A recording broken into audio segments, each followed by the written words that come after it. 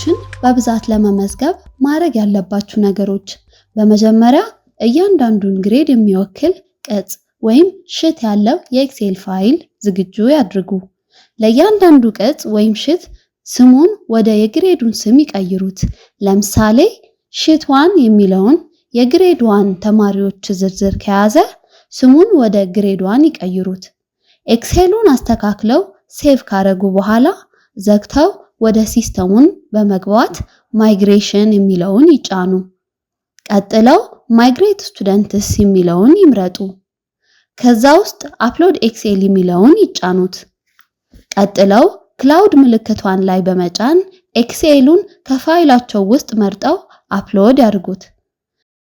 ኤክሴሉ በተሳካ ሁኔታ አፕሎድ ካደረጉ በኋላ ኤክሴሉ ላይ ዴት ኦፍ በርዝ የሚለው ኮለመን በእድሜ ካስገቡት ኢን ኤጅ ፎርማት የሚለውን ኦን እንደሆነ ይተውታል።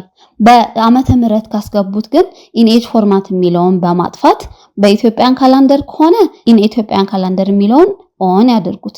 በግሪጎሪያን ካላንደር ከሆነ ደግሞ ይሄኛው ሲያጠፉት ዓመተ ምህረቱን በግሪጎሪያን ካላንደር ይገባል። ከዛ በመቀጠል ኤክሴሉ ውስጥ ለተማሪዎች ሴክሽን መመደብ ግዴታ ስለሆነ ያልተመደቡ ተማሪዎች ካሉ ግን assign all non-section students to A የሚለውን ኦን በማድረግ ሴክሽን የሌላቸው ሁሉም ተማሪዎች ሴክሽን A ላይ እንዲመደቡ ያደርጋል። ቀጥለው ከሚታዩት ቅጾችን ወይም ሽት ማስገባት የሚፈልጉትን ግሬድ በመምረጥ ሴቭ የሚለውን ይጫኑት። ኤረር ከመጣላቸው ኤረሩን የት እንደተፈጠረ በመረጋገጥ ኤክሴሉን አስተካክለው እንደገና አፕሎድ ያድርጉት።